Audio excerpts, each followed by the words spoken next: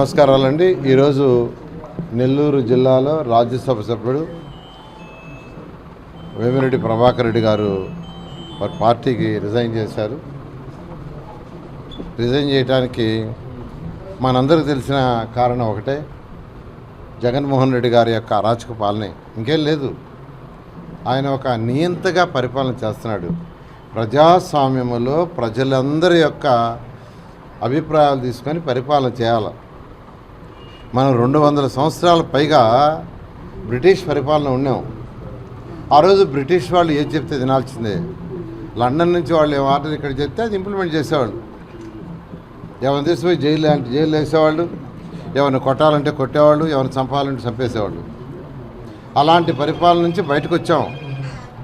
5 సంవత్సరాలకు ఒకసారి నాయకులను ఎన్నుకొని ప్రజా పరిపాలన చేసుకునే స్టేజ్కి వచ్చాం.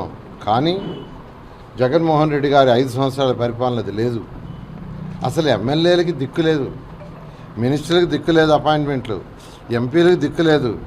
ఎవరైనా గౌరవం కోరుకుంటారు. ఒక ఎంపీ అంటే గౌరవం అందరూ డబ్బుల కోసం రాజకీయాలకు రారండి.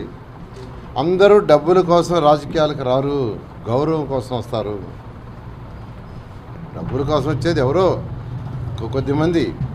కానీ ఈ జగన్మోహన్ రెడ్డి గారు ముఖ్యమంత్రి, గౌరవనీయులైన ముఖ్యమంత్రి జగన్మోహన్ రెడ్డి గారు ఎవరికి గౌరవం ఇవ్వాల, ప్రతిపక్ష నాయకుడికి ఇవ్వాల, ప్రతిపక్ష పార్టీకి ఇవ్వాల, వాళ్ళ పార్టీలు వాళ్ళకి ఇవ్వాల.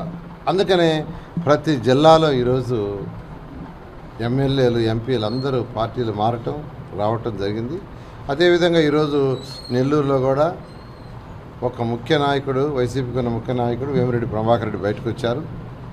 నేను ఎప్పుడో చెప్పాను, వెయిట్ చేయండి, ఎన్నో విషయాలు జరుగుతాయి, మీరే చూస్తారని.